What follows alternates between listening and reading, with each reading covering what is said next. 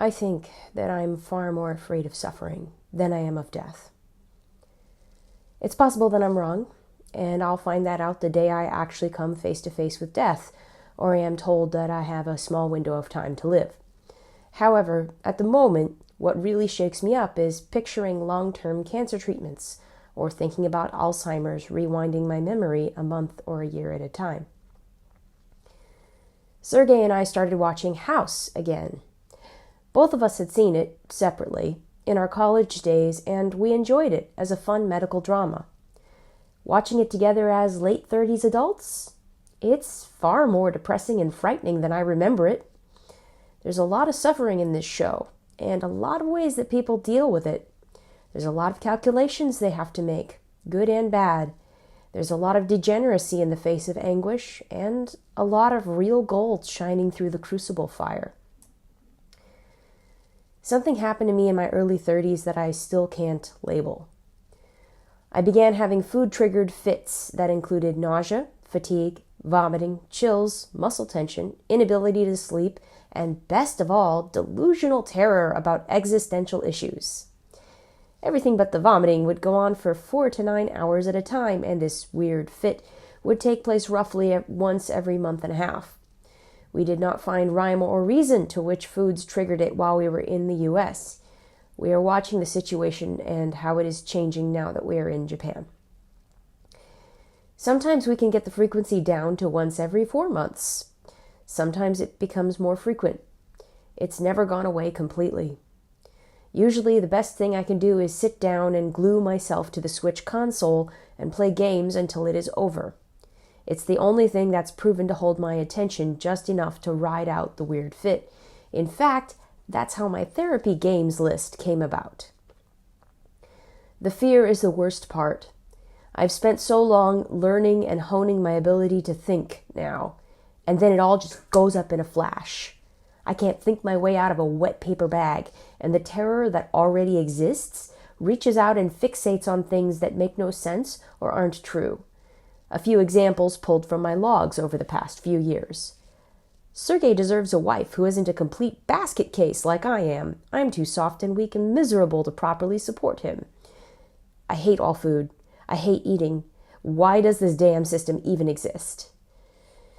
What if I'm making this up for attention? What if I'm separating myself from God by playing Skyrim, which has all these crazy dark stories about horrific God figures that give you nasty quests to do? If we were wrong about who Jesus was to the world, would God ever forgive us? I whimper and cry and freeze up like a petrified child.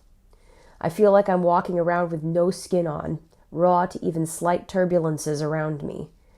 Whatever shreds of higher thought I have left direct me to pick up the Switch, sit down, and do nothing else until this is over, no matter how long it takes.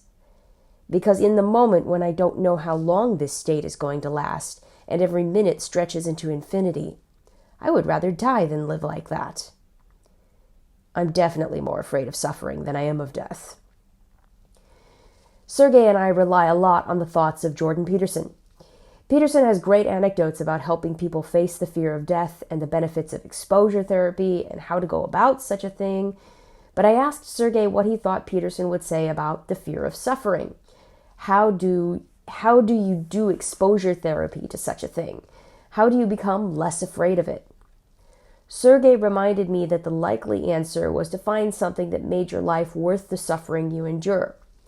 While I agree this is correct, I could not find enough in that concept to hold onto at this time in my life when I do not feel that I have contributed enough to make that true for myself yet.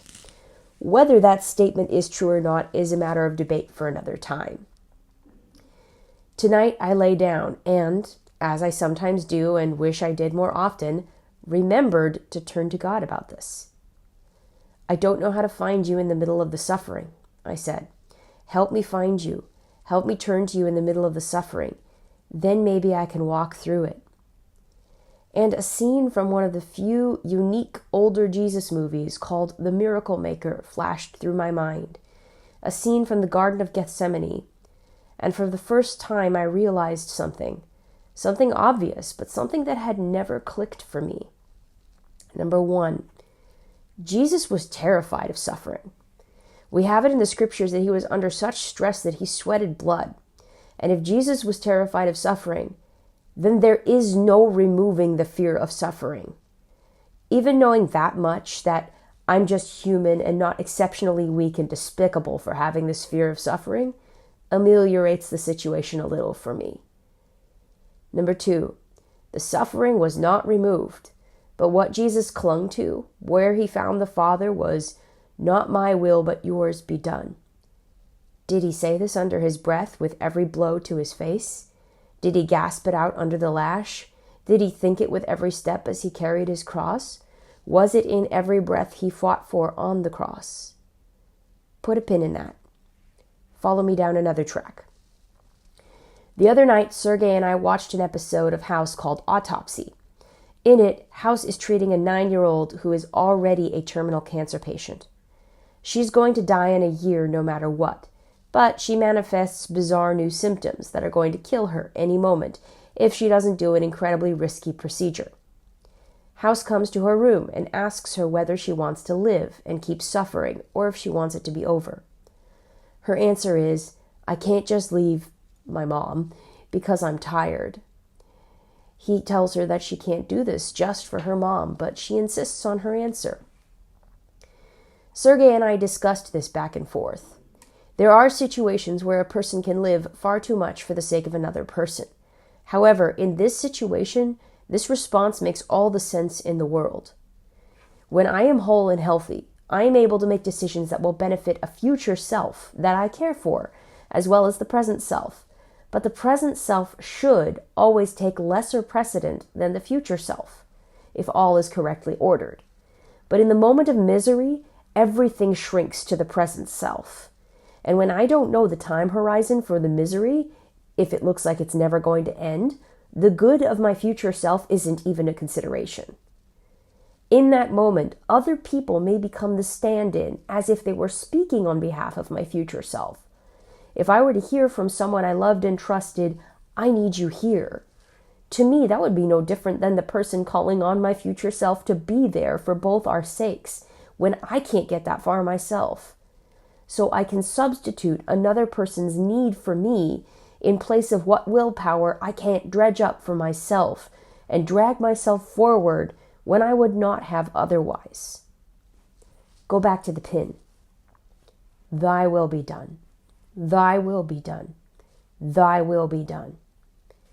Was Jesus even sure at this point that there would be a resurrection? We talk about his divinity and how much he knew, but if he was human enough to cry, "Why have you forsaken me?" then surely in the midst of that same misery, he was human enough to think that no matter what he'd said before, there was no future in this, only a humiliating, painful death and a cold grave. Thy will be done. Thy will be done. Thy will be done. Reliance on the word of the one he most loved and trusted.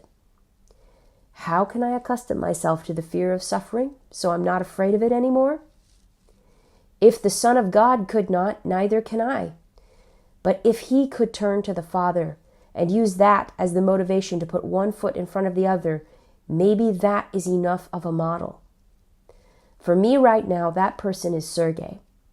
I hope the Father will also teach me how to turn to him in the darkness. Though I walk through the valley of the shadow of death, I will fear no evil, for you are with me. Your rod and your staff, they comfort me. Psalm 23:4.